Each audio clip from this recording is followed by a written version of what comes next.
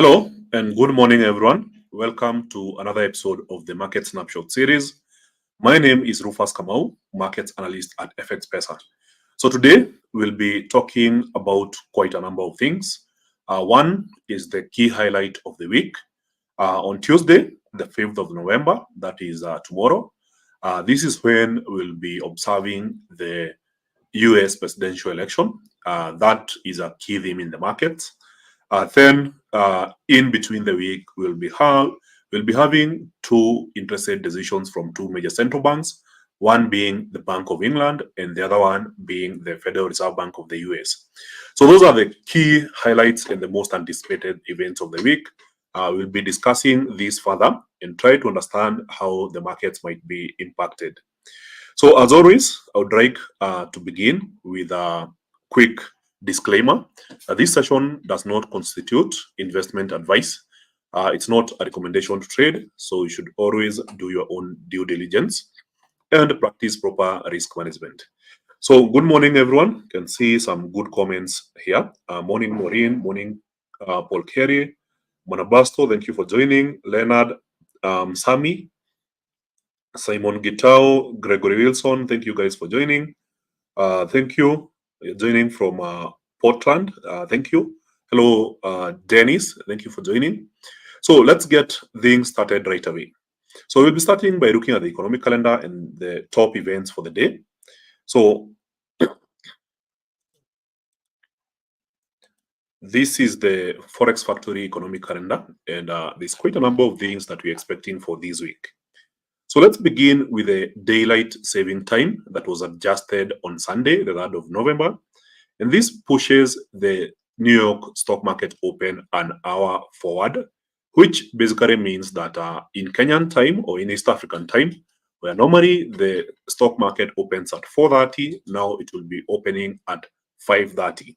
So for all of you traders that literally focus on the US stock market open, then you should know it's no longer 4:30. From today, it will be 5:30 p.m. So it's a bank holiday in Japan, so we don't expect much to be happening in the day.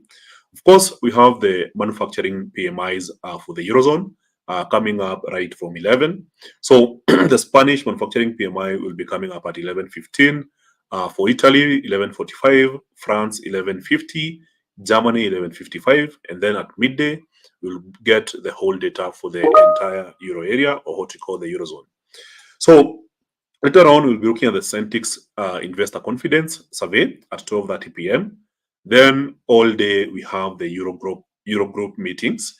So these meetings are basically finance ministers from the Eurozone area meeting to discuss the European economy. So sometimes developments and discussions around inflation, job, employment, and the economic growth of the Eurozone, as well as monetary policy, could lead to increased volatility, especially in Euro USD. So we'll be following closely on the development of the meetings.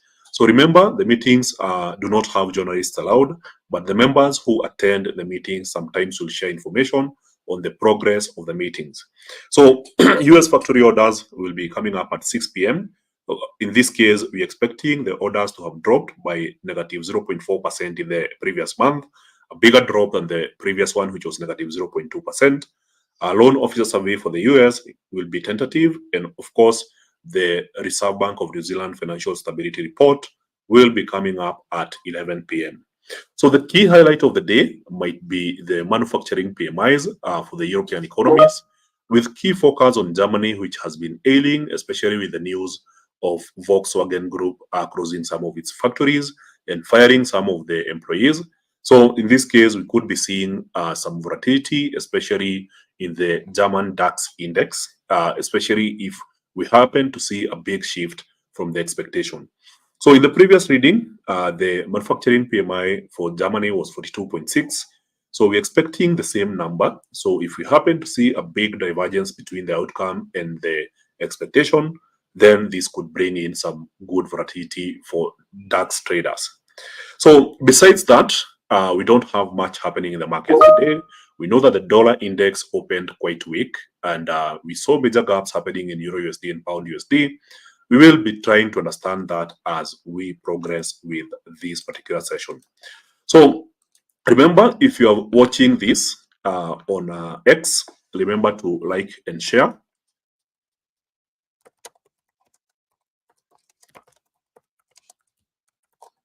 If you're watching on YouTube, remember to like and subscribe.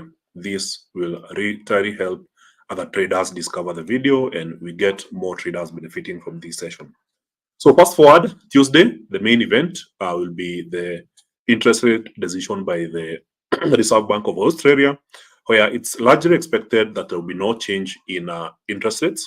So we expect the RBA to be holding rates at 4.35%, just as they did previously.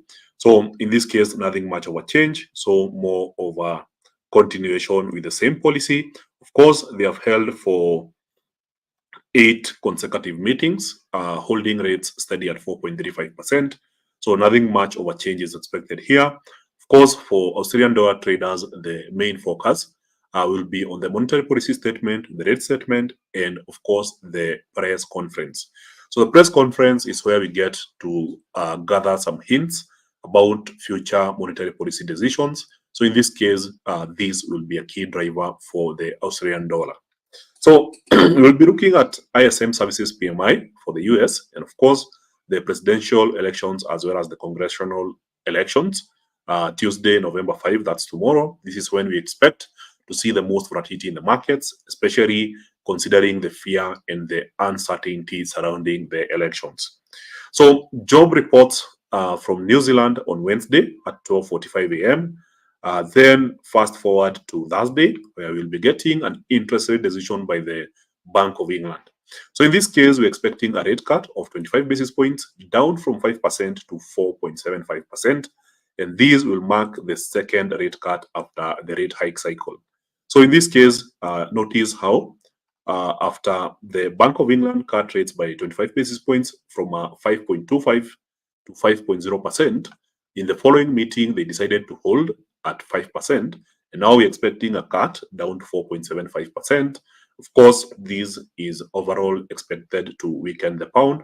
But then when you compare with what other central banks are doing, then it's not expected to be that big of a sell-off in the pound. We expect that the pound will still remain significantly stronger, especially as we approach the end of the year, considering that other central banks are more aggressive in cutting rates. So the federal funds rate, this is the Fed making an interest rate decision at 10 p.m. on Thursday, November 7. So in this case, we expect a 25 basis point cut from 5% down to 4.75%. This is bound to cause some good volatility. So, of course, the main event being the US election on Tuesday. Then on Thursday, 2 central banks making rate decisions. Of course, we will be seeing more volatility coming into the markets. Of course, volatility means vitality. We get to see more opportunities for traders. Then employment change for Canada, as well as the unemployment rate, will be released on Friday at 4:30 p.m. And that will be the key highlight of the week. So on Saturday, we'll be getting inflation data from China, where the CPI is expected to have increased by 0.3% in the past month. And this is a little bit of a slowdown compared to the 0.4% increase in the previous month. So for producer price index, we're expecting a further drop of negative 2.5%, slightly improving from the previous drop of negative 2.8% for China. So on the earnings side, the earnings season continues.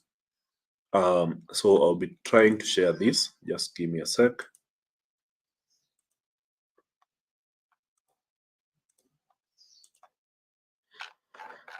So we have quite a number of companies that will be reporting earnings this week. So today, being Monday, we'll be seeing Berkshire Hathaway. This is Warren Buffett reporting earnings. I believe the earnings are already out. Cleveland Cliffs, Constellation Energy, Goodyear, Hims and Hers, Marriott International, Palantir, and Wine.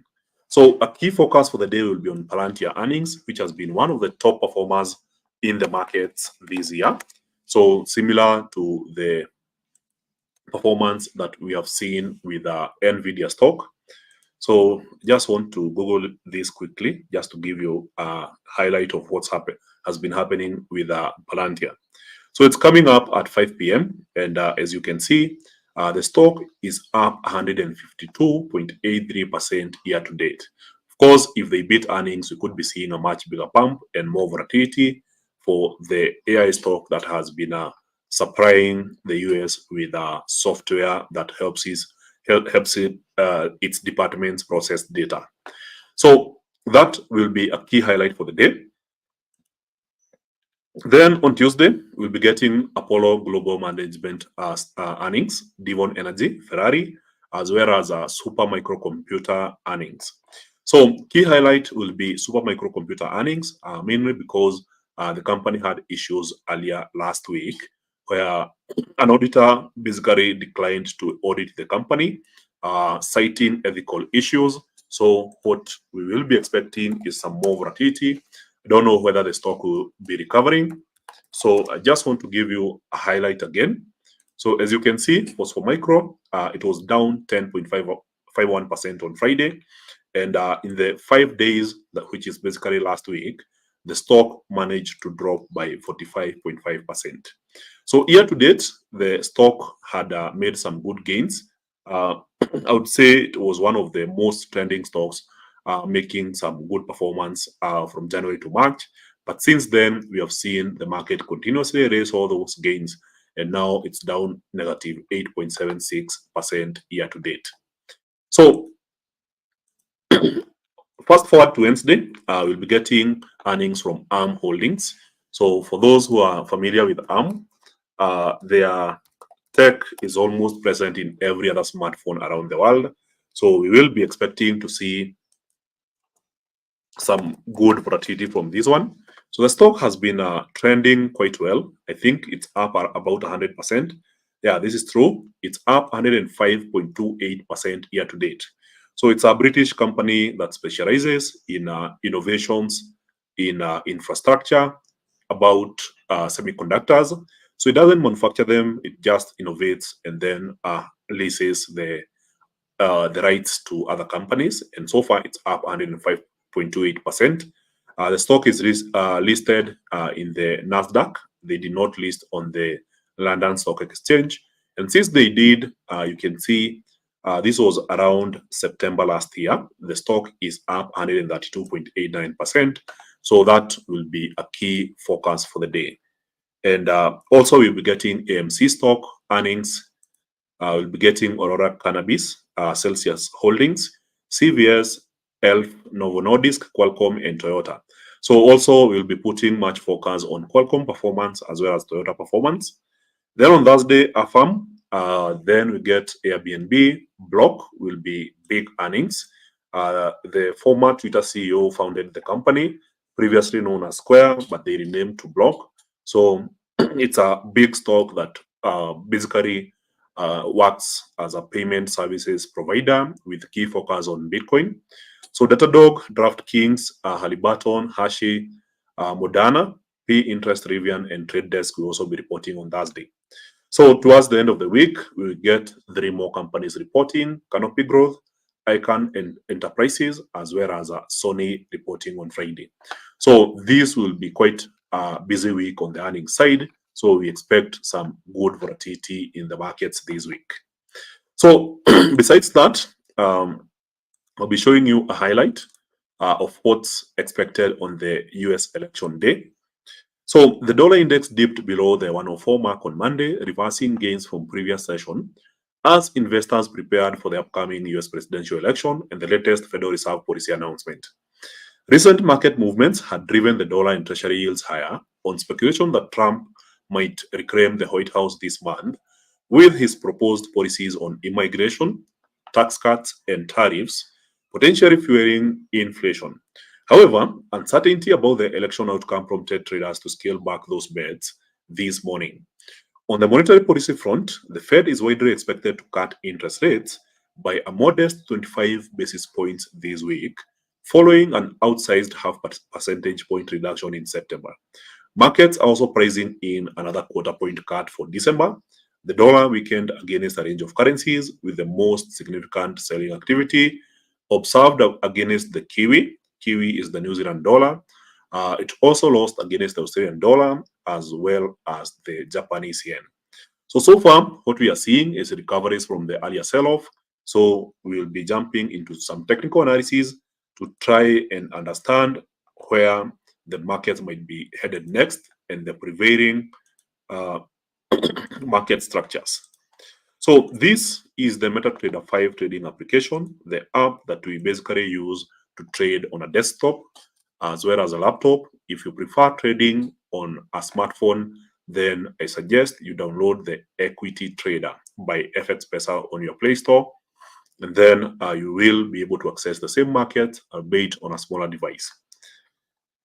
So I'm checking the comment section. So remember, if you have any questions, feel free to type them in the comment section and I'll be responding to them as we go.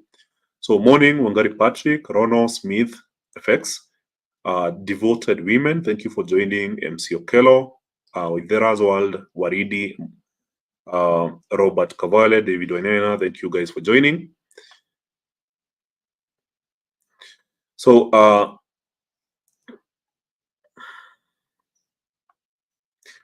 there's a good comment here. Morning, sir. Why do I find it hard for me to analyze markets on Monday? Please advise me. Mondays are one of the best days to be analyzing the markets because no major trends have started for the week.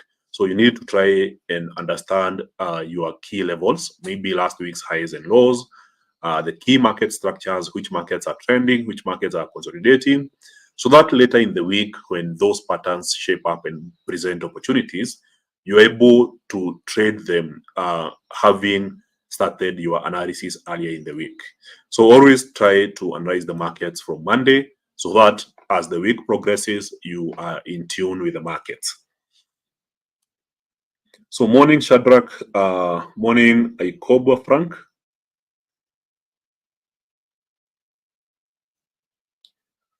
So morning, J Squad. Can see Thomas Mashuma and Defined. So the first thing we'll be responding to is the comment from Gregory Wilson. DXY down good. Yes, that is the key highlight of the week. So as we start looking at the markets this week, the DXY opened with a big drop. However, in later trading, we are seeing the DXY trying to mount a comeback. So I will be removing the highlight here. So this is what happened as the markets opened this morning. So the dollar index literally just dropped sharply. And the main reason we are seeing this big drop is because the market is reacting to a potentially volatile week where we have the US presidential elections. So while the last couple of weeks we have had the dollar index continuously moving higher, last week was majorly sideways momentum. So that's why I had this highlight here, showing that the dollar index wasn't doing much. For about 8 days, the dollar index has been trapped in this sideways momentum. And this morning, it managed to break towards the lower side, indicating that we could be seeing a much weaker dollar index going forward. However, after the big drop, you can see that this happened during the Sydney session. Then during the Tokyo session, the dollar index attempted to make a comeback, which likely indicates a breakout, retest, continuation kind of formation. So we all know these kind of patterns. If you've studied some technical analysis, then you know this is a familiar play in the markets, where if the market is ranging somewhere, sometimes it will make a breakout, retest the area before making a continuation. So that's what we will be looking to affirm during the London session, trying to understand whether the dollar sell-off will be continuing. So apologies for that. We saw a gap happening in Euro USD. So notice how the closing price was right here and the market opened all the way up. So this gap indicates a big shift in sentiment in the market, where at the end of the week, we were seeing a stronger dollar strengthening against the euro. But now we are seeing the exact opposite, and a lot of investors going for those bullish trades, gaining as the euro makes some gains against the US dollar. So for Euro USD, if you observe the last couple of weeks, I remember we had this double top formation. Then we had a breakout retest continuation pattern here, which led us to a key level support area that we had identified all the way down. So if I try and remove some of these lines, you'll understand what I'm trying to say here. So we had this big drop, dropping all the way to a key level support area. Then from here, we saw the market attempting to break, but rather bouncing. It made a second and a third bounce. So from 1 hour chart, you can see the first bounce, second, and the third one. So the third one last week managed to break this resistance here. And after we broke this resistance, all we have been seeing is progressive moves even higher. So we had consecutive days of the Euro USD forming a new high, a new high, a new high. And today we are about to form yet another one. So what is emerging as a major pattern on Euro USD is a market that was relatively following this path here. Notice how we had a sequence of lower highs, and now we are getting this sequence of higher highs. So in this case, we could be seeing some form of pullback. Of course, we already have a big move since the market opened. So a new market pattern seems to be emerging right here, showing that the euro is now gaining against the dollar. And this could be the theme for the week. So we prepare to be looking for more bullish trades for major pairs against the dollar. So for now, we are testing a major resistance area. Notice how this coincides with the high that we saw on Friday. So Monday being a slow day, we could be seeing some form of pullback before the continuation of the bullish momentum. So for now, I would say we keep observing the key levels, and that would be the Asian low or where the markets opened. So in this case, it's highly likely we could be seeing some form of pullback and perhaps even a continuation from here. So it's already playing out in other pairs. For instance, if you look at pound USD, market opened with a gap and continued pushing higher, broke the high that we saw on Friday, but it was not able to break the high that we saw on Thursday. So these remain the key level resistance. And now the market is pulling back towards the Asian session. So given the trend of low volatility that we normally see on Monday, then it makes sense to be observing this area here. So today's low might be the eventual target for pound USD as the market pulls back from the strong rally early in the morning. So pound yen is made a breakout here last week, pulled back to the breakout point.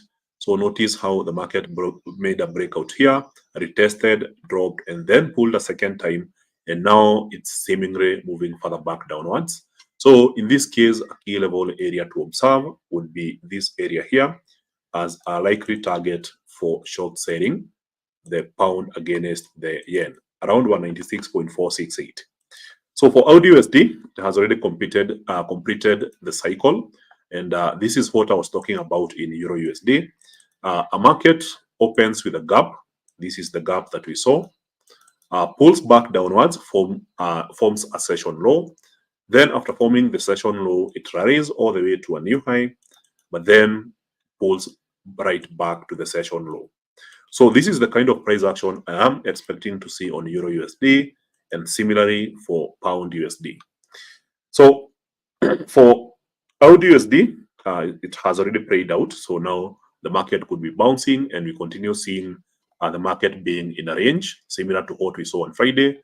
Market forming an Asian high, dropping and then going back to the Asian high, finding resistance and pulling back downwards. So now here is the exact opposite. We have the Asian low, moving to a high, then back low, and perhaps a new high, retesting the previous one. So for USDN, it's a similar thing. Market opened with a gap, continued pushing lower, retested the levels that we saw as the last week's low. And after retesting here, notice how the market rejected lower prices and is now moving back upwards, which means that we are likely to see the session high, which was the Asian high, being retested here. So I don't expect much of a volatility today, more of a sideways momentum with limits between Asian high and Asian low. So for the Nikkei 225 index, we are seeing this triangle pattern playing out. And from the 1 hour chart, notice how we bounced on Friday from this bottom here. Today, the market attempted to push further back downwards, but it's now recovering. So I expect this week that the market continues with this movement towards the upper trend line as the market remains within this consolidation area. So as for gold, it's likely that we are seeing some form of pullback owing to the uncertainty around the US elections. So of course, gold has done really well, up about 30% since the year started. So 33%. And what we are seeing here is a big sell-off that happened last week. So notice how the price action on Thursday and Friday showed a strong reversal. So if we have to give it a name, this would be a very strong bearish engulfing. And now we are looking at a potential continuation of this bearish momentum. So a key level that has been acting as support is this particular trend line here. So if I zoom out, you'll see it clearly. So this has been the key level support area over the past couple of weeks. And now gold is on the verge of a potential breakout. So the last 1 hour candlestick indicated some good bearish momentum. And now we wait for confirmation. And if we get confirmation, then potentially a drop to around 27.11 would be a nice target. And given that we don't have much volatility on a Monday, we could also be seeing buyers coming in at these levels. And if it so happens that the market bounces from here, then the high that we saw on Friday would be a likely target with the market going for 27.60. So let's observe the price action around this area here to see where the volatility goes. If we see buyers coming in around this area, then the target is 27.60. If sellers continue dominating and push prices lower, then 27.11 will be the target. So for Brent oil, clearly a market that has been on a bearish trend for quite a while, and this is since February this year. Of course, at the beginning of the year in January, it was a strong bullish momentum, but since February, we have seen all this bearish momentum, and we have been seeing the market attempting to move even further downwards. So last week opened with a big panic sell of about 5%, and then for the rest of the week, the market spent that time making a recovery. Then towards the end of the day on Friday, there was a big sell-off again, and today the market opens with a gap. So clearly, a key level to be observing today will be the high that we saw on Friday, with a potential reversal playing out here. So the market could potentially get to this area, and if we see evidence of sellers coming in, then we move further back downwards, close this particular weekend gap. So remember, if there's any indications of a Trump win, there's an angle that Trump will be promoting more production of crude oil and reducing investment in green policies, which would largely benefit oil production. So there's a bearish bet on oil if Trump happens to win the elections. So in this case, an overall expectation of a drop towards 72.628. But we'll see how the market plays out. So as for the US stock market, clearly last week was easy to identify. So from the forward chart, the dotted lines basically separate my chart by weeks. And last week was a big sell-off on the Nasdaq 100 with some good recovery happening on Friday. However, if you look at the price action today, the market opened with a big red candlestick, then traded higher, retesting the highs that we saw on Friday. And since then, this is what we are seeing, an increase of volatility and volume towards the downside. So in this case, a potential continuation of the bearish momentum that we saw last week could be playing out in this case with targets all the way down to around last week's lows, around 19,879. So of course, the overall expectation is that there could be some form of panic as investors are not sure what will happen with the US elections. So expect some further pullback with a very strong bullish response after the completion of the US elections. So for now, just some strong bearish momentum here. So it's the same thing across board. So we're expecting a strong bounce for the Dow, but the election has not happened yet. So perhaps we continue seeing some bearish momentum today within the ranges of Friday's high and low. So we could be seeing the market going to retest the low that we saw on Friday, somewhere around this area here, 41,747.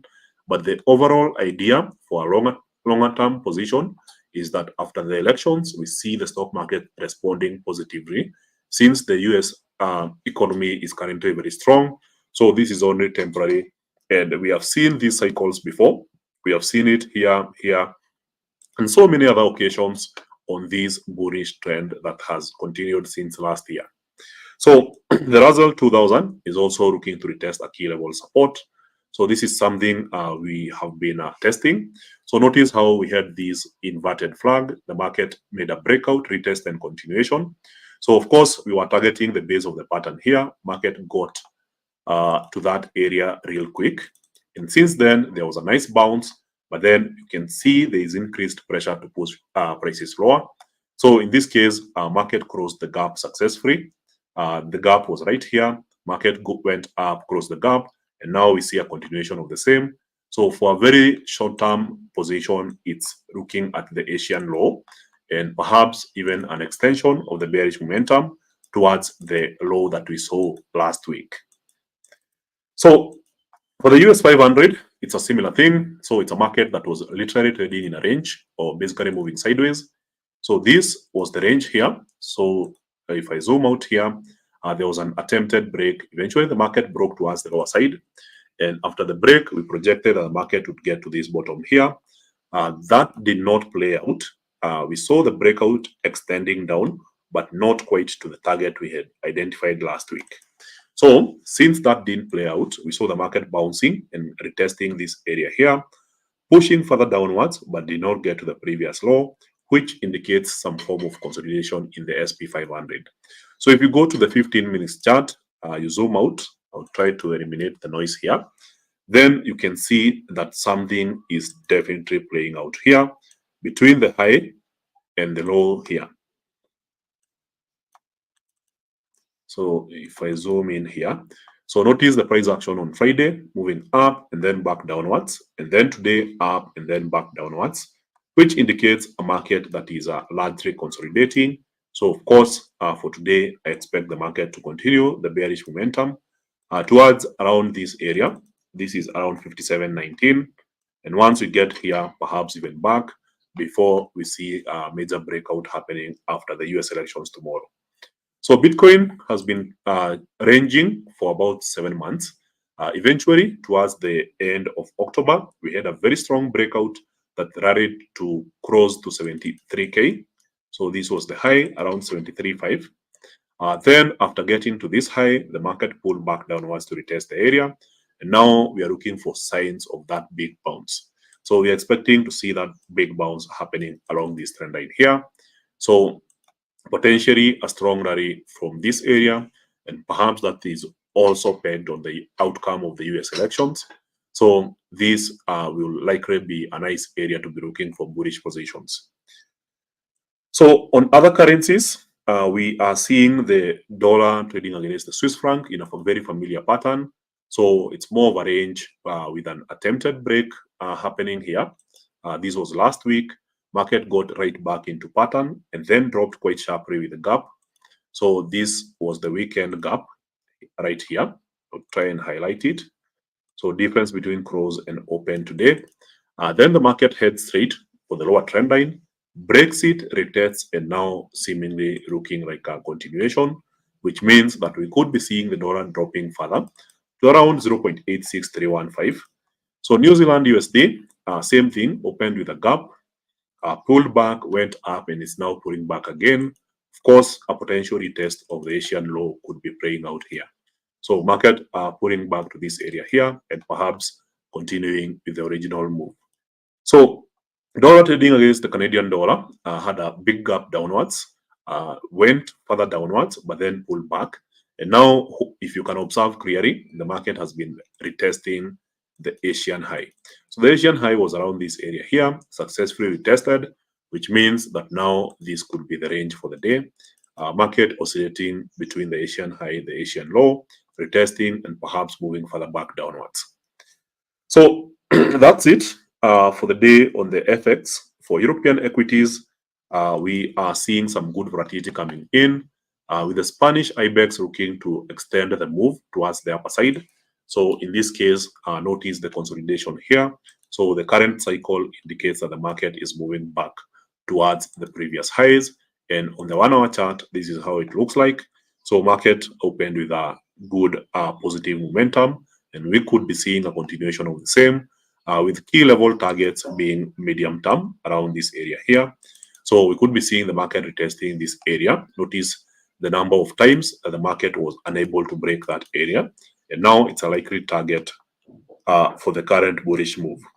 So the Euro 50 cash index happened to make a breakout here from a key level support of 49.06 and then pull back towards the end of the week.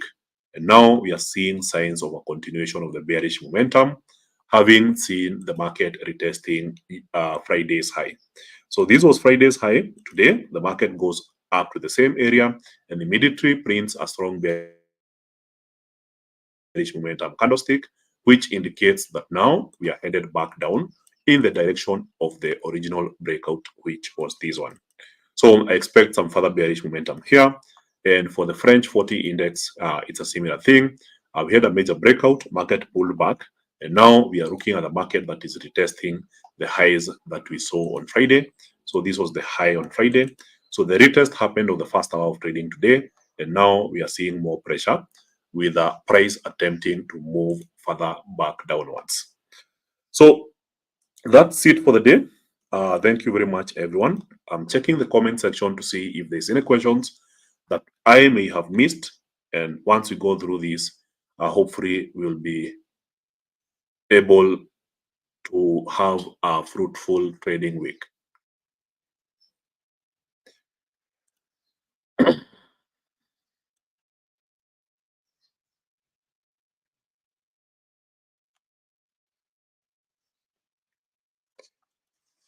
We completed the event in Dar. I'm back in Nairobi. So that event was quite successful. I would like to thank any Tanzanian traders who are listening to this session. We were very happy with the way you turned up for the event. So this is a good question. How do you read pips using the crosshair? This is pretty easy. Just click on the crosshair. Click where you want to measure. Let's say you want to measure the range of the French 40 index from the lowest to the highest price on Friday. So click, drag, and you can see this was 9,820 points. So you move one decimal, then you get the pips. So we call this 982 pips. So that's basically how we measure it. So last week's earnings were positive, but the market has sold. Why is that? So main reason is the market is not very certain of how the elections might affect the markets. So a majority of traders are looking at a potential week where we don't know what might be happening. We could be seeing panic selling, panic buying. Increased volatility is the main risk, but we are seeing some profit taking happening this week. So that may explain the big sell-off in US equities last week. So in this case, remember, the earnings are the weighing machine here. So if companies are doing really well and reporting better than expected earnings, then this is often eventually reflected in the stock prices. So in this case, when you see a big sell-off, think of it as an opportunity to eventually buy at a much lower price. So while we might be uncertain today, I believe by the end of Tuesday and Wednesday, we will be having pretty strong indications of who might be winning the elections, and that could drive the stock prices higher. So we wait and then we see. So a good question, what's the impact in the change of time? Kindly clarify further on the time change. So the US does what we call a daylight saving time adjustment. And this happened yesterday on a Sunday. And this means that all clocks in the US will be adjusted further by 1 hour, which means that 4:30, what we see as 4:30 p.m. in Kenya as the US stock market opening time will be changing forward into 5:30. So in this case, we will be seeing now the stock market opening at 5:30 instead of 4:30. So the usual increased volatility in US equities that we see at US stock market open at 4:30 will now be happening at 5:30. So that is what I meant with that comment at the beginning of the session. So good morning, Dishon. Your take on gold, where is the impulsive movement, sell or buy? So this is a really good question. Monday is usually not the best day to be looking for opportunities in gold. So opportunities tend to appear much later in the week. So from what we are seeing, the key level trend line here is what we are seeing. So I already analyzed this, and remember the video is recorded live, which means that you can rewatch it anytime after the event. So in this case, gold, we are basically looking at a key level entry area where you could buy and price goes down, and you could sell and price goes up. So that's why I mentioned that we observe what happens here during the London session. So during the London session, which has already started, we could be seeing gold making a move higher. So if we see an evidence of a move, let's say a strong move towards this area here, then that would be basis for a buy targeting this area. So on the other hand, if we see evidence of the market extending this move further downwards, then the idea is to be looking for a short selling position targeting 27.11. So we don't know this yet, so that's why I say it's a wait and see kind of scenario. So morning, Nonizo Jack, thank you for joining. So why is gold struggling to buy yet the dollar is so weak, yet we expect elections tomorrow and geopolitical tensions seem to escalate, Iran's threat and Medvedev's comment. So the thing is, gold has been up 33%. So the long-term investors and institutional investors have made some good return, a pretty decent return, having 33% by the 4th of November from one particular asset that moves slow. This is a big bumper return for gold. So now, why would you risk your overall returns for the better part of the year just because of an event that happens within a day or two? So US presidential elections is a big risk for investors, and you might be seeing some profit taking happening this week. So that profit taking could mean a temporary pullback on gold. So that may explain what we are seeing. So eventually the gold bullish momentum will resume, but we are not sure yet when it will resume. But for now, it doesn't seem likely that the bullish momentum is continuing. So if you look at the daily candlestick, look at Thursday and Friday, this is a pretty strong bearish engulfing. So as usual, and as we have seen in previous cycles, gold making a pullback, eventually buyers come in and drive prices higher. So that's the idea we should be looking to approach gold with, knowing that the overall trend continues, but in this time of uncertainty, we could be seeing a nice pullback and then a very strong bounce. So for now, I'll be patient and observe what might be happening next.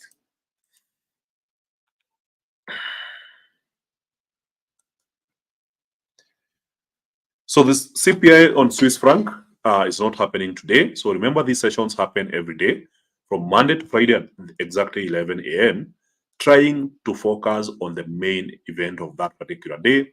But on Monday, we try to take a bigger outlook for the entire week, since usually we don't have any major events happening on Mondays.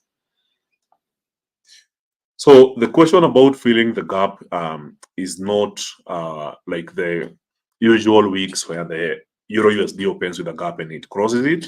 So in this case, we are seeing a lot of fear and panic in the markets, uncertainty due to the US election. So about the gap, it's not don't treat it as the usual gaps you normally see in every other week.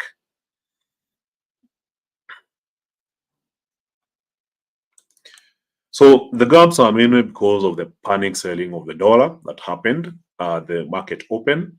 So clearly, out of investors are trying to refrain or to get out of positions that might suffer from increased volatility due to the US election.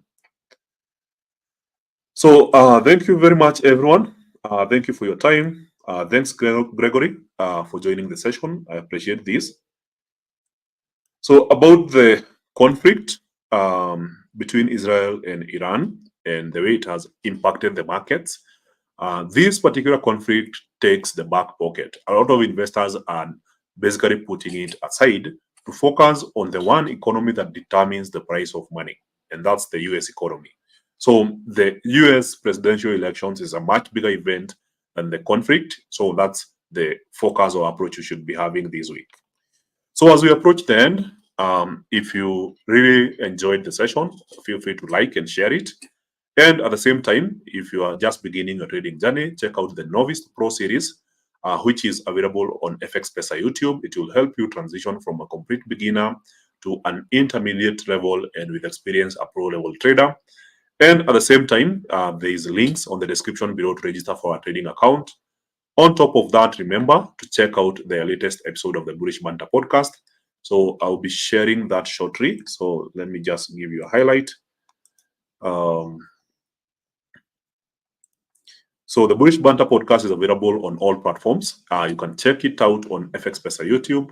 The latest episode is answering one question: is the US market at risk? So this will probably give you some deeper insights on what's happening with the US market. So as for the traders in Meru, we'll be having a trading event or workshop on Friday, the 8th of November. It's a free event, so make sure to turn out. We'll be looking at technical and fundamental analysis, chart pattern comprehension, indicators, and impact of key economic data like NFP and CPI on your trades, risk management techniques, trading psychology, and find out how you can use Signal Center to enhance your trading success. So make sure to check out the links on our socials, register for that event. Let's meet there and have a fruitful session. So thank you very much, everyone. Thank you for your time. Also, on Thursday, we will be having a very special session at the same time, 11 a.m., where we discuss the progress of the US election, the outcomes, and where the markets might be headed next. So we'll be having special guests, Jesse and Muregi. So clearly, it will be one eventful session where you get to benefit from deeper insights, deep research, and a lot of experienced traders on the presentation. So thank you very much, everyone. See you on the next session.